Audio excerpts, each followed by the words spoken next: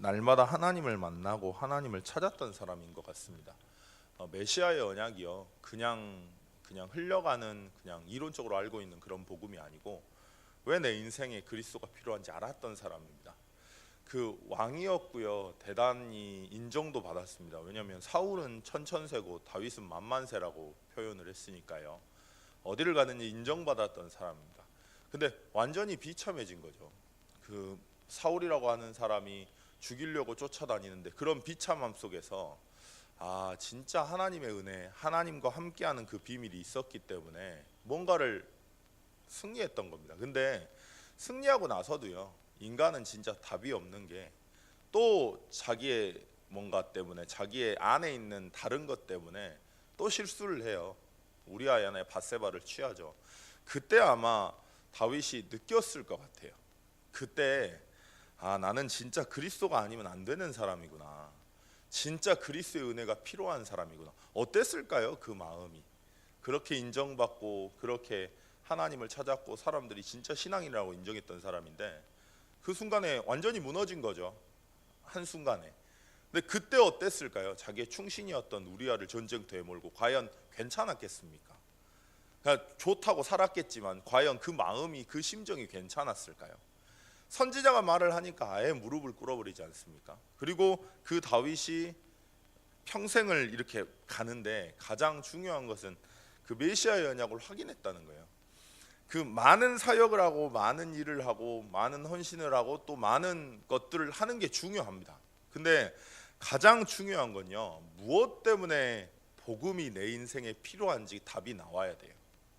현장을 바라볼 때 10,000가지도 넘는 문제가 있습니다. 다 달라요. 여러분이 겪고 있는 문제와 제가 문제라고 생각하는 문제는 다릅니다. 그리고 세상 사람들이 생각하는 문제가 다르고 우리나라 사람들이 살고 있는 문제가 다르고요, 다른 나라 사람들이 생각하고 있는 문제의 가치가 다 다릅니다. 근데 그 10,000가지도 넘는 문제 가운데 그 문제의 원인이 뭐냐? 결국 하나님을 떠나서 온 거란 말이죠. 어느 순간에 저희도 모르게 이걸 잃어버리는 거예요. 어느 순간에 저희도 모르게 저희도 불신자처럼 생각하고 있는 겁니다. 이 사람 때문에 내가 어려워요. 이 환경이라서 내가 힘듭니다. 내 이 연약함 때문에 나는 죽을 것 같습니다. 근데 그게 아니거든요. 살아서 역사하시는 하나님이 우리 인생을 완전히 주장한다면, 그 살아계신 하나님께 엎드리고 그 살아계신 하나님과 함께 한다면 문제될 것 없습니다. 안희숙 여사님이라고 하는 여사님이 있는데요, 저는 어떻게 생긴지도 모르는 분이에요. 근데 유 목사님 메시지에서 하도 많이 나오니까 아는 분입니다. 근데 이분이 어느 날 복음을 누리면서 그리스도 때문에 너무 감사하면서 살고 있는데, 하나님을 위해서 헌신하고 있는데 갑자기 암에 걸린 거예요. 그러면 제가 중고등부 애들한테 물어봤거든요. 만약에 니들이 그런 일이 닥쳤다, 그럼 너희는 어떻게 기도할래? 어떻게 할래? 그랬더니 애들이 다 뭐라냐, 병원 가야죠 그래요. 그러니까 얘네들은 저보다 나은 거죠. 제가 만약에 교회 일 헌신하다가 뭔가 전도하다가 갑자기 내가 암에 걸렸다, 그럴 리는 없겠죠. 근데 만약에 암에 걸렸다, 그럼 저는 어떻게 기도할까요? 아마 하나님을 원망할 것 같습니다. 오히려 이 아이들이 저보다 나은 거죠. 근데 안희숙 여사님은 어떻게 기도했냐면, 너무 하나님의 내게 주신 사명을 감당하지 못해 부끄럽지만 드디어 내 눈으로 하나님 뵙는다고, 하나님 나라 드디어 간다고 진짜로 감사하신 거예요. 그냥 들었던 복음이기 때문에 감사가 나온 게 아니고 평상시에 그 복음 때문에 너무 감사한 거죠. 그 감사함으로 현장 나갔던 거죠. 그래서 그것 때문에 너무 감사하니까 하나님 나라 볼 수 있어서 너무 감사하다고 하면서 복음 전하셨대요, 그 암병동에서. 근데 안 죽더랍니다. 나중에 보니까 암이 녹아버린 거예요. 안희숙 여사님 뿐만이 아니고 제가 아는 어떤 전도자 형님이 또 있습니다. 근데 그 형님도 희귀병에 걸려가지고 백혈구가 죽는 병이에요. 그럼 백혈구가 죽으면 병을 이길 수가 없기 때문에 감기만 걸려도 죽는데요. 근데 병원에서 백혈구가 사라지는 병에 걸리니까 이제 아무리 해도 1년밖에는 시간이 없다. 그래서 병균이랑 차단을 해야 되기 때문에 여기 환자실에 있어야 된다라고 말을 했대요. 그래서 사역을 다 접고 자기 고향인 부산으로 내려와가지고 자기 아내 때문에, 자기 아내가 고향을 그리워하니까 죽는 날까지는 부산에 있자 그래가지고 내려왔는데요. 이제 병원을 들어가는데 병원을 들어가면서 한 일이 뭐냐, 전도지를 먼저 챙긴 거예요. 형님 그게 가능합니까? 그랬더니 모르겠대요. 안 보인대요. 그게 거기 병동에서 복음을 전하는데 구원받을 사람 막 생기고요. 거기에서 그 부산 병원에서 교회가 생겨버렸습니다. 근데 안 죽더래요. 갔더니 백혈구가 생겨가지고 기적이라 그랬답니다. 하나님이 진짜 살아계신다면 진짜 내가 정확한 복음을 이해한다면 어떻게 될까요? 세상의 모든 사람들이 정말 복음이 없어서 이 문제를 겪고 있다고 정말로 우리가 보이게 된다면 어떻게 될까요? 다르게 보일 겁니다. 교회에 내 마음에 드는 사람만 있든가요? 아니거든요. 저랑 다른 사람들, 저랑 다른 가치관을 가진 사람들, 그렇게 살아왔던 사람들 정말 많습니다. 그리스도의 언약 보지 않는 눈으로 목회를 하려고 하면 그게 지옥인 것 같아요. 사람을 다루는 일이기 때문에. 근데 정말로 그리스도가 필요한 사람으로, 그리고 저도 그리스도가 필요하고요, 그 눈으로 본다면 다르지 않겠습니까? 저는 다른 그 어떤 것보다 그리스도의 가치와 그리스도의 언약을 누리는 증인들이 됐으면 좋겠습니다.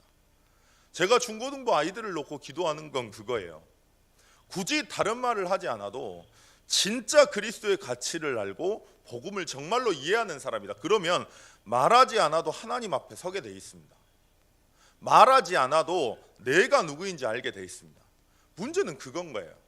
살아계신 하나님이 예수 그리스도 안에 이미 모든 응답을 다 주셨습니다.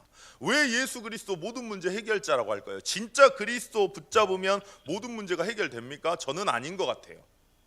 문제는 그대로 있는 것들 많아요. 상황이 변하지 않는 건 많습니다. 근데 그 상황과 문제가 내게 문제가 안 되는 겁니다. 왜냐? 살아계신 하나님이 거기에도 함께 하시니까. 물 가운데도 불 가운데도 들어갈 수 있는 이유, 살아계신 하나님이 함께 하시니까. 그리스도의 약속이 내 안에 함께 하셔서 나를 속이는 사단의 권세 완전히 무너뜨리고 하나님을 떠난 죄 문제 해결하고 그 재앙 완전히 끝내버렸으니까. 그 그리스도가 내 인생의 주인이시고 나를 인도하시니까 문제될 게 없는 겁니다. 그 살아계신 하나님이 정말 믿어지니까요.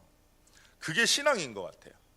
문제를 만나도, 사람이 나랑 안 맞는 인간을 만나도, 이전에는 저 사람 때문에, 이것 때문에, 이 문제 때문에라고 했다면 이제는 저 사람도 그리스도가 필요하지, 저 사람은 얼마나 힘들까, 그럼 나도 마찬가지 아닌가, 그래서 나도 환자인데 그래서 살려고 교회에 모인 그리스도의 인 아닌가, 저 사람은 얼마나 힘들까. 요새 애들이 그렇게 자기 부모님들을 봐서 너무 고마워요. 그래서 그 부모님이 이렇게 깨졌는데 처음에 만났을 때 아이들이 분노와 원망이 너무 가득했거든요.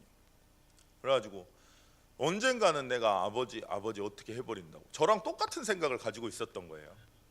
근데 시간이 지나고 교회에서 복음 듣고 나니까 뭐라고 이 친구가 고백을 하냐면, 아버지 문제가 아니었는데 우리 아빠는 얼마나 힘들까요? 참 착한 분인데, 와이프 가족 너무 좋아하고 너무 사랑하는 분인데 영적 문제 그거 하나 때문에 뭔가를 하다가 이렇게 하나님 떠나가지고 가정이 깨졌는데 얼마나 힘드실까. 나 그거 못 봤다고, 그냥 원망만 했다고. 아버지 문제가 아니라 사단에게 속아가지고 하나님을 떠난 그 문제인데 난 자꾸 핑계를 댔다고. 우리 가정이 이렇게 깨져서 그렇다고 이야기를 했다고. 우리 아빠 우리 엄마한테 진짜 복음 전하고 싶다고. 그게 저는 너무 고마운 겁니다. 이 친구들이 다른 게 아니에요. 문제가 와서 무너지는 게 아니고요, 어려움이 왔기 때문에 사람이 좌절하는 게 아닙니다. 왜? 이유는 다 하나예요. 살아계신 하나님을 잃어버리고 그리스도의 가치를 나도 모르게 잃어버리는 겁니다. 정확한 복음을 갑자기 놓쳐버리는 거예요. 이론적으로는 잘 알고 있는데 내 인생에 진짜 그리스도 대신 그리스도 앞에 엎드리는 시간이 없는 거죠.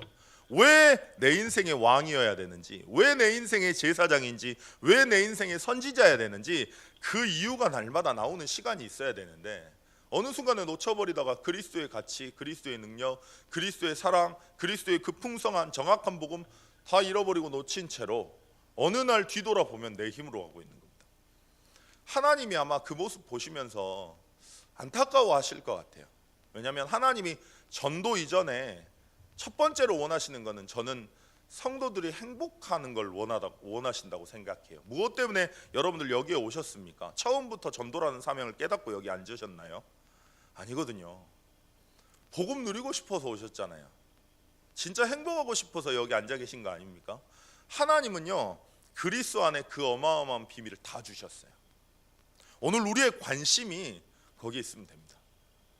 내 마음의 소원이 그곳에 있으면 하나님은 우리 마음의 소원을 두고 행하신다 약속하셨기 때문에 그 소원을 우리에게 허락하실 겁니다. 정확한 복음을 이해하는 만큼 내게 있는 언약들이 내게 진짜 언약이 되는 거예요. 하나님의 약속이요. 불신자 친구 한 명이 저한테 자주 물어보는 애가 있어요. 근데 그 아이가 뭐라 하냐면 언약이 뭐예요 목사님 이렇게 물어봐요. 왜냐하면 구시기도 나오는데 언약 가지고 기도하라 하는데 언약이 무슨 말인지 몰랐나 봐요. 그래가지고 그냥 막 기도하는 자기가 웃겨가지고 물어보더라고요. 언약은 뭐냐? 하나님의 말씀의 약속입니다.